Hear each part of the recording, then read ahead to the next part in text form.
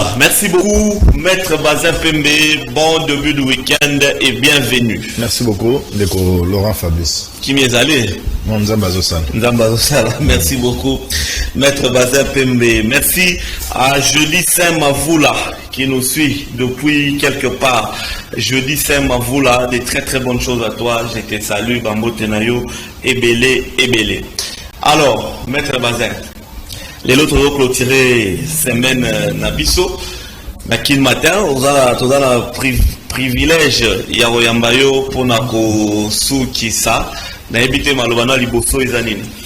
Non, pour remercier pour l'invitation et puis na ba ndeko surtout boba sepela na émission nario et puis na ba kolanda biso. Donc je suis très content, je suis disposé à répondre à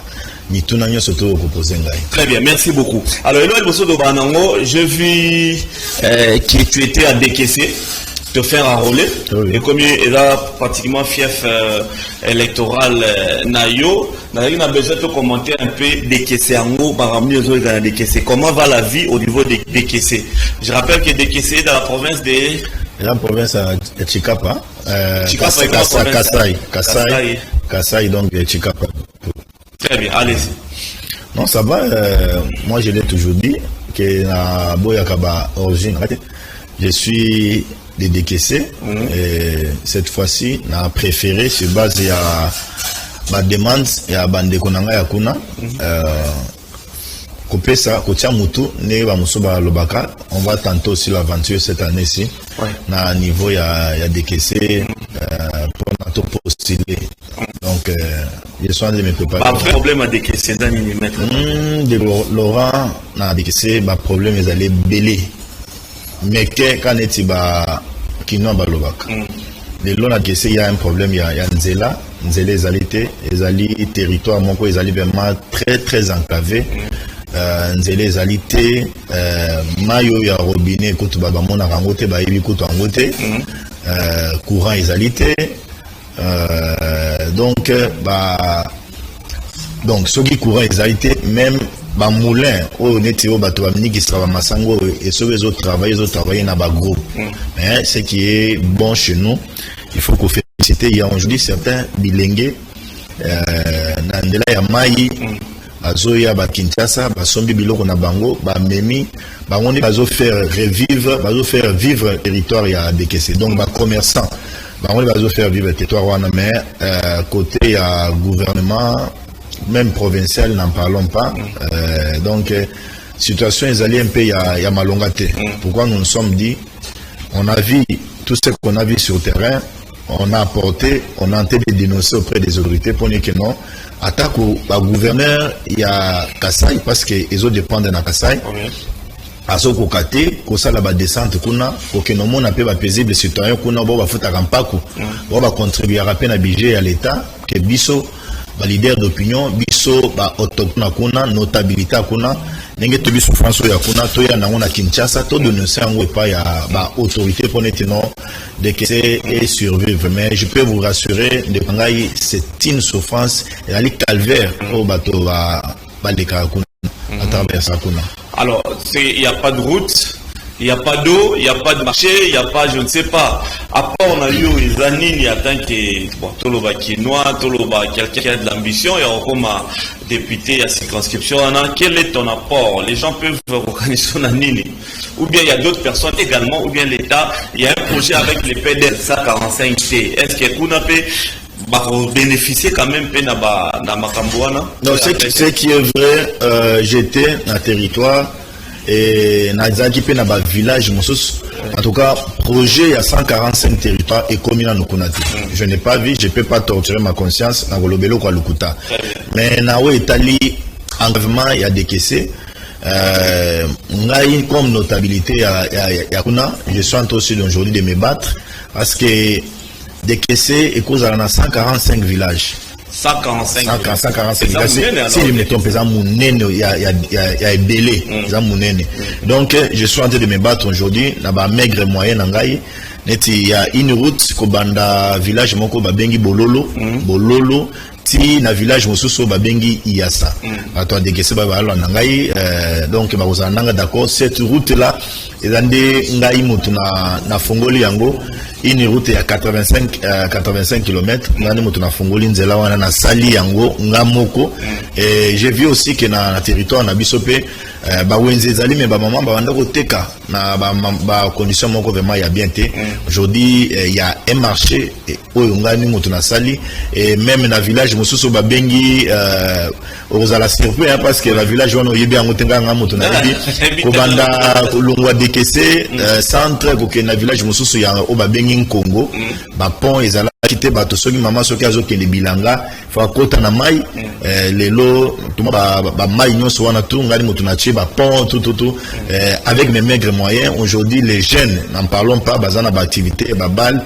on a envoyé des varaises babal kuna pone kino bilenge quand même ba comment ko survivre et je peux aussi dire il y a une autre route dans les jours à venir dans 3 jours à la Bandango nzelo route pour le 3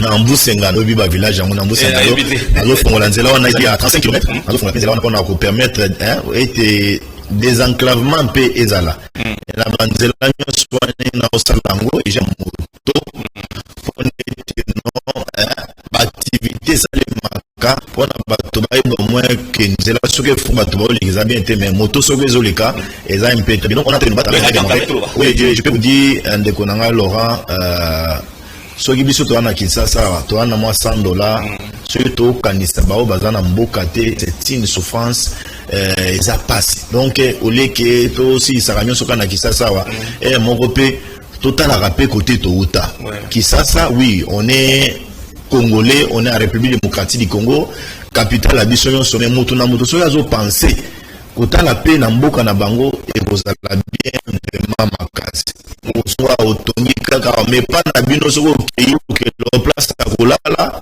aluke lo même quitte à refendre des anangote ça interpelle surtout nous politiques et faut interpeller j'avais un cas là na Kasai là on a un chef de l'état zo kende Kasai bandeko ba kenda kuna bazanga tina ba place à kolala ba muso ba bando kolala ba couloir ya ba hôtel tu vois ça doit nous faire mal biso ba to botama na mboka toyana Kisasa toyokona Kisasa totangi na ba ville mais on doit aussi se rappeler de nos frères qui sont au village bo balinga que nos vies na bango mobimba il faut essayer la kakuna donc on doit aussi penser vraiment à ces gens-là. Dans la vie dans les villages la précarité makasi moi je me souviens nzelo to kende ki idio fa wa kikwiti idio fa mais so zomona bamboka weza na nzelo to kende.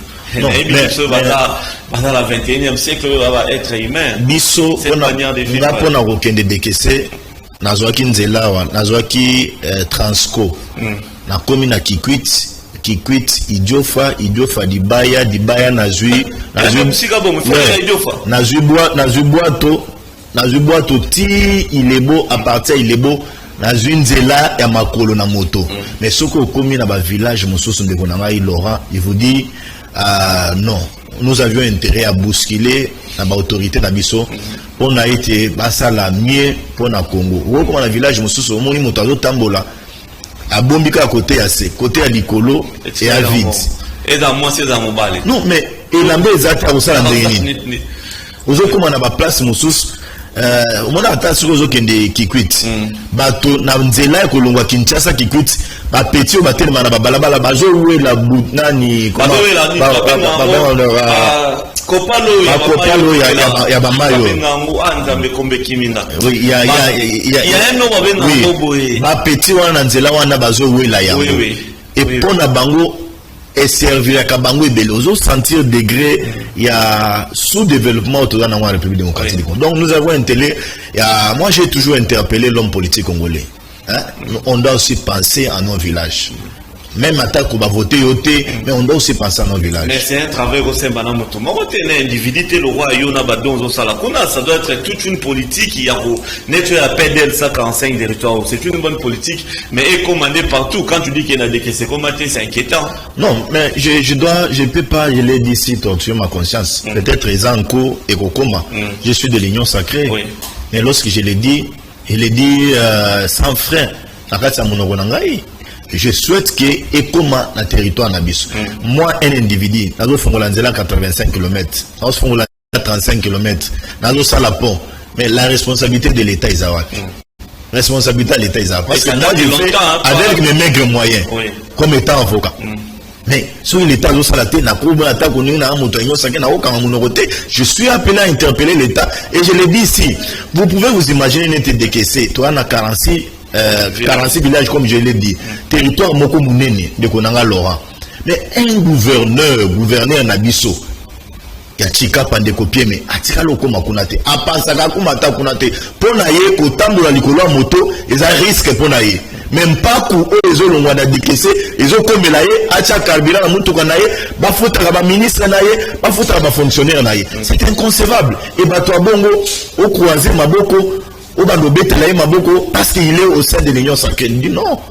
L'Union sacrée ne dit pas anti-valeur, l'Union sacrée ne dit pas il faut cautionner le bloc Moko où ils ont raté. Je l'ai toujours interpellé à ce gouverneur que soit moto, soit vélo, et le loco qui est décaissé, non, ce qu'il y a un aéroport à Ndolo, Kunape, tu as un aérodrome, oui, au cours de l'avion à partir d'Andolo, et même au Kuna.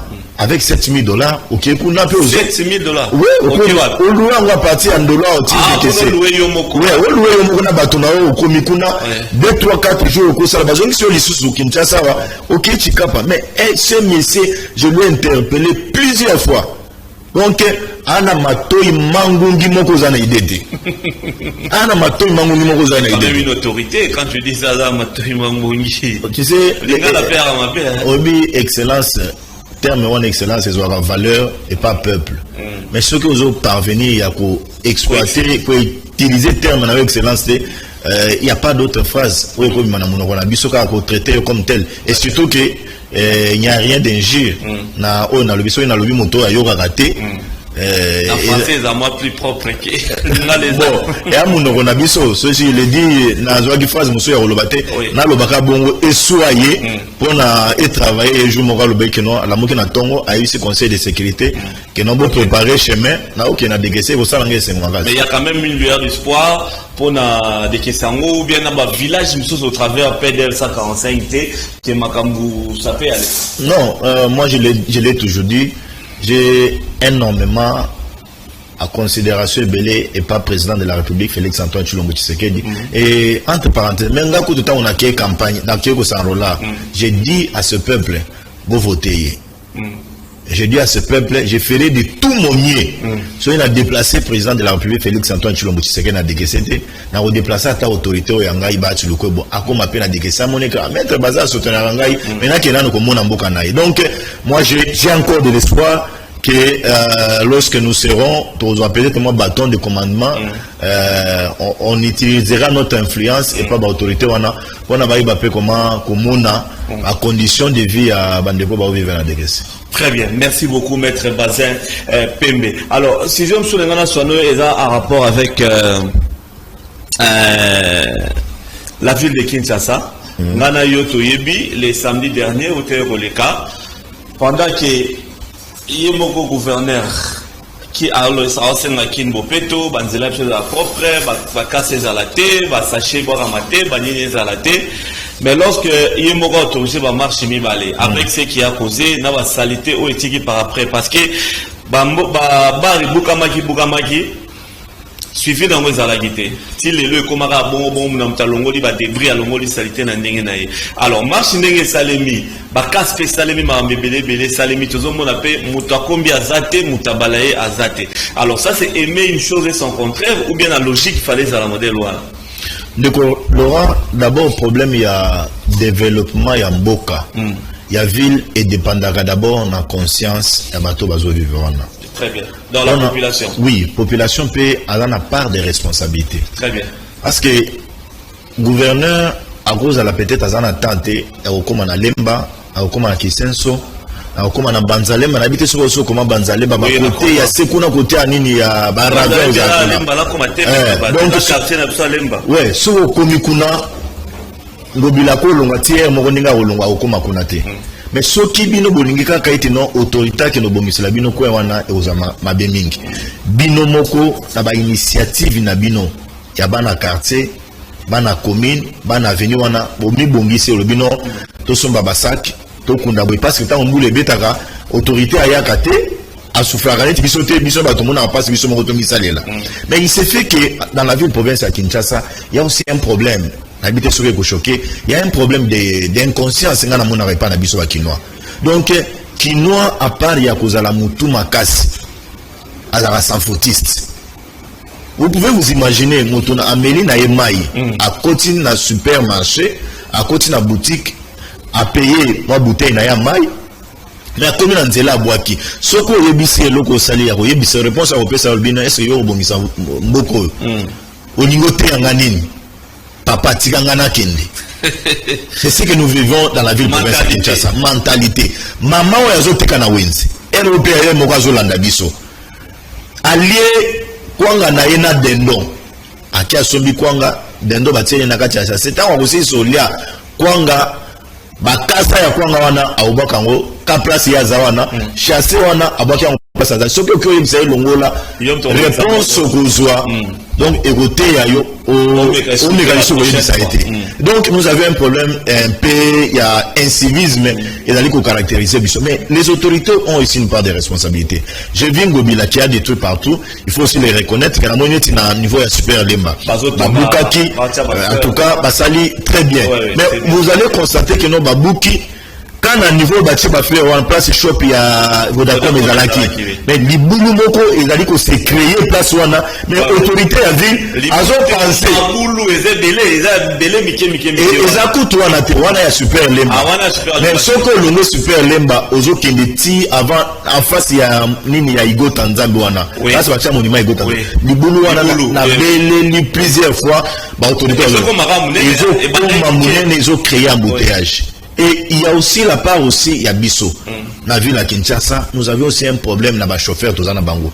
Ndeko Laurent, na Bisso Smeno, c'est entre parenthèses, vraiment, j'ai été torturé par Bandeko Nabiso et Bamoto, la bébisilo peinture, il y a Mutuka, tous en idée.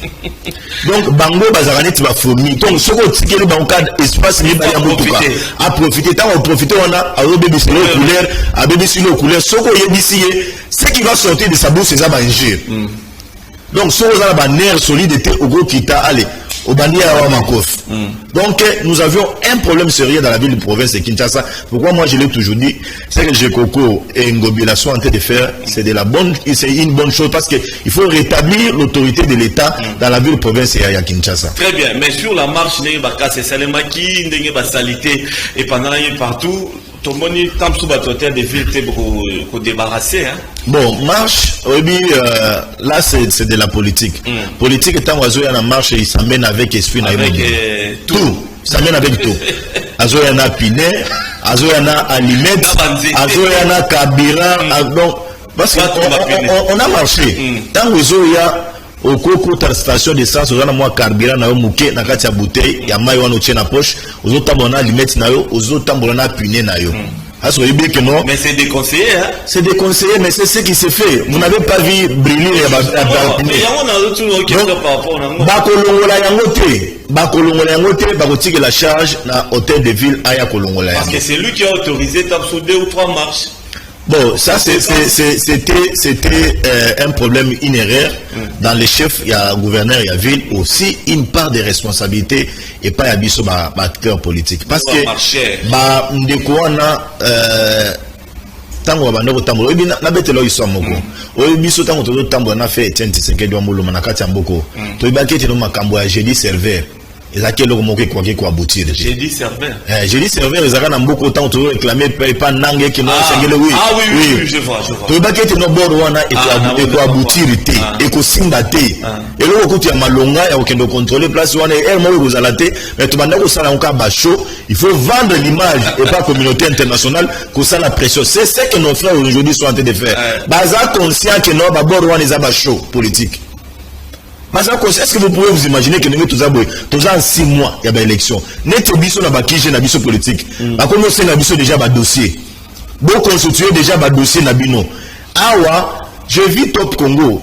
Qu'on a exclusivité mon sur la loi la répartition il y a siège na ba province biso kuna tozumi balena national moko ni na yoki mais je n'ai pas encore certifié ça et donc de Colora la situation il y a Seni a beaucoup avancé. Moi je demanderai à mes frères il y a opposition basta la neto erreur de biso to salate to boya machine à voter mais le lendemain à la veille to yebisi peuple congolais avec ou sans machine à voter to ke na ba élection on a compris que sensibilisation ils allaient quitter moi un talk c'est comment qui est belé to banako démotiver ba belé c'était une erreur au lieu que bango ba yoka na ba bimisa candidat moko o bango ba ko appuyer mais là ils sont dans la distraction et la distraction moko ils ont profité na bango te ils doivent s'organiser le plus vite possible ba bimisa candidat soki bato bazana kati na bango ba muso ba ko se rétracter ba mona déjà bato wana pona bazwa elan moko bien mais bango ils sont dans une distraction et j'apprends que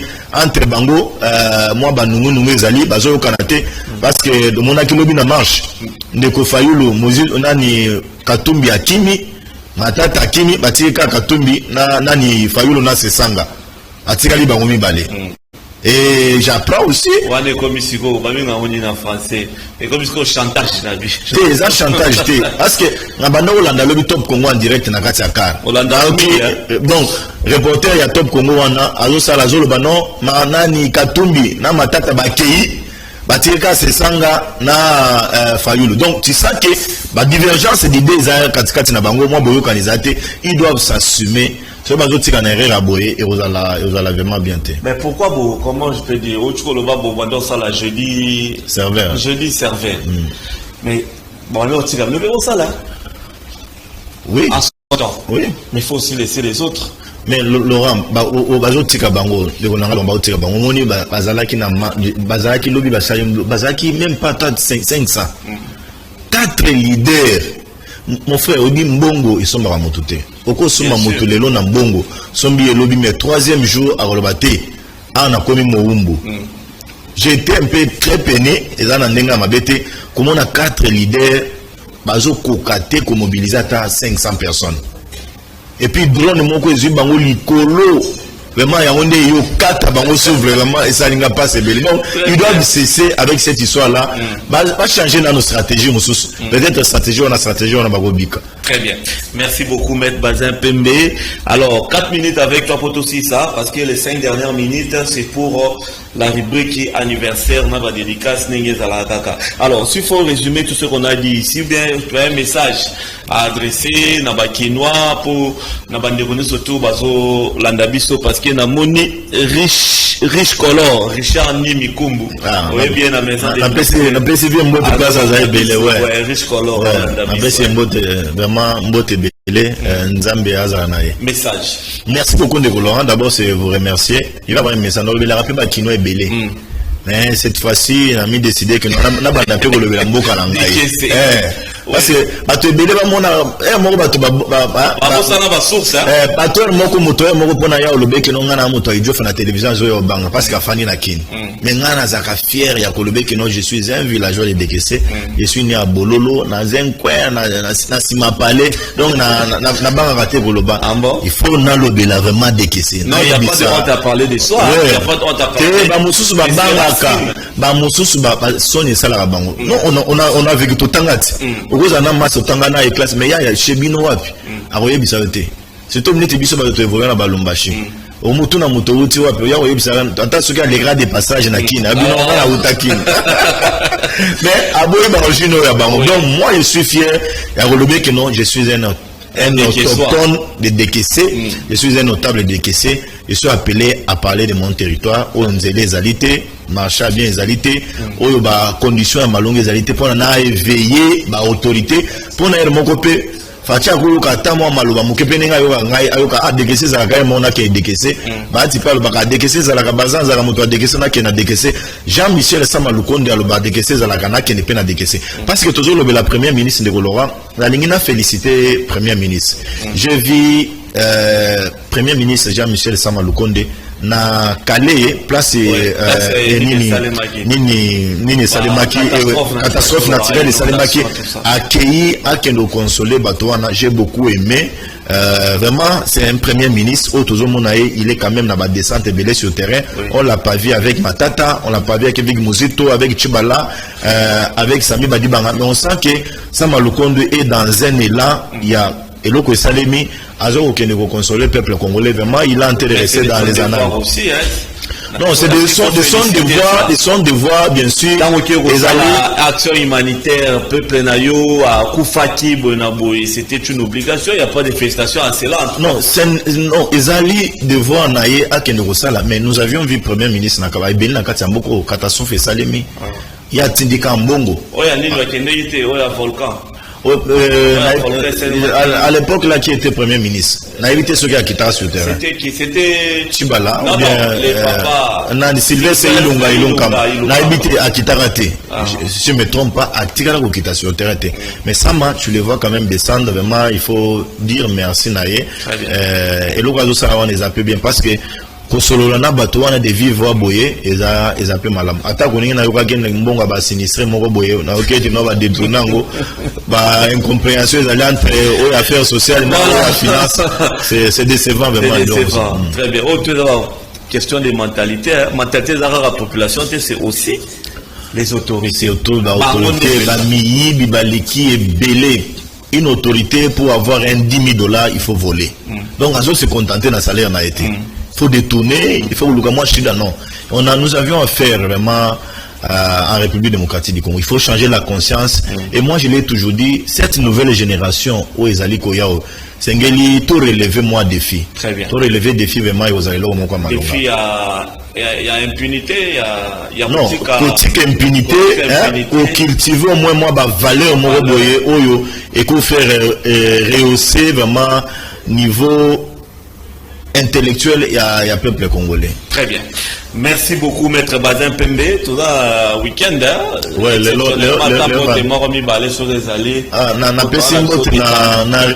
riche color.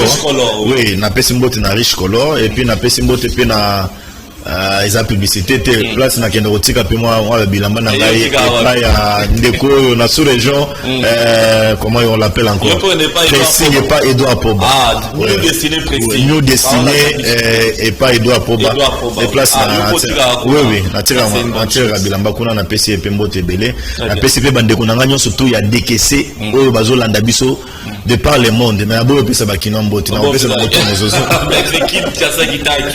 oh mais je qui a fait de toi Bazin Pembe maître. Non.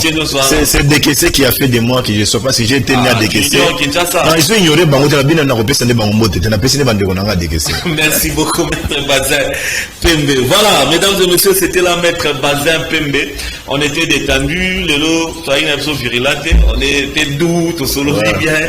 J'espère que Bolandi Bisso avec beaucoup de considération, beaucoup d'attention, ça nous fait du bien pourvu qu'il y ait des KCP, les images bien avant, et ça déplorable, il faut le rebondir. Sinon, si on te laisse la charge aux autres, il y a rebondir individuel,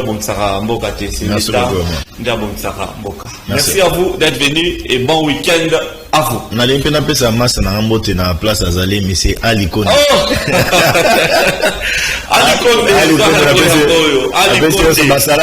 Voilà. Petit Nazo Yawana. C'est un cadre, attention, na tribunal. Oh, Aza petite. Merci beaucoup, Alikone de la PC Wambote Belé. Voilà, mesdames et messieurs, nous sommes arrivés à la fin. On va shooter avec la dernière rubrique, la rubrique anniversaire. Un seul anniversaire aujourd'hui, comme je l'ai dit, joyeux anniversaire à Madame Mireille Ekoti depuis l'Allemagne. Joyeux anniversaire à vous, Madame Mireille Ekoti depuis l'Allemagne.